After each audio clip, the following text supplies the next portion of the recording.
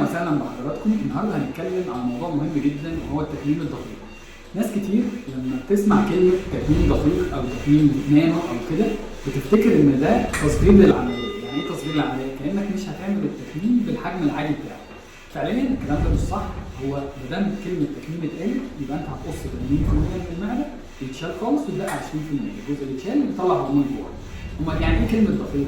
كلمه دقيق يعني جروح صغيره، جروح اصغر من العادي.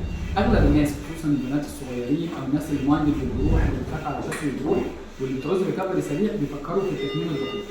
عمليات التكميم الاول كانت بتتعمل بادوات حاجه اسمها 5 مللي او سنتي كامل. يعني مثلا دي الاله اللي بتعمل بيها ال 5 مللي، دي اله 5 مللي. لو شفنا بقى الاله اللي بتعمل بيها التكميم الدقيق هنلاقيها اله اصغر شويه، دي اله 2.5 مللي او 3 مللي.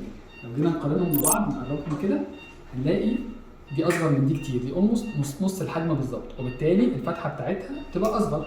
يعني ده الحجم، ده البورت او الحاجه اللي بيدخل منها الاله، يعني دي الاله بتدخل من خلال البورت ده بتاع الاله الدقيق، هنلاقيه صغير خالص، القطر بتاعه ارفع من الاله دي. طيب الكاميرا بتاعتك بتشتغل ازاي؟ يعني هل هي نفس الكاميرا العاديه؟ لا، بتبقى كاميرا اصغر. يعني بص كده برضو الكاميرا دي اللي هي ال 10 مللي، دي اللي هي ال 5 مللي. دي في فرق طبعا.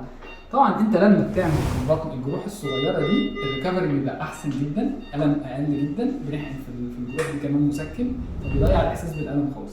بنوصل لنتيجه في الاخر ان العيان عامل العمليه ان الجروح صغيره مش باينه خالص، حتى لما يكبر او كده ما تبانش خالص معاه، الم قليل جدا، ريكفري سريع جدا، يقدر يرجع الشغل او يرجع للكليه او المدرسه. ده كان التكميم الدقيق.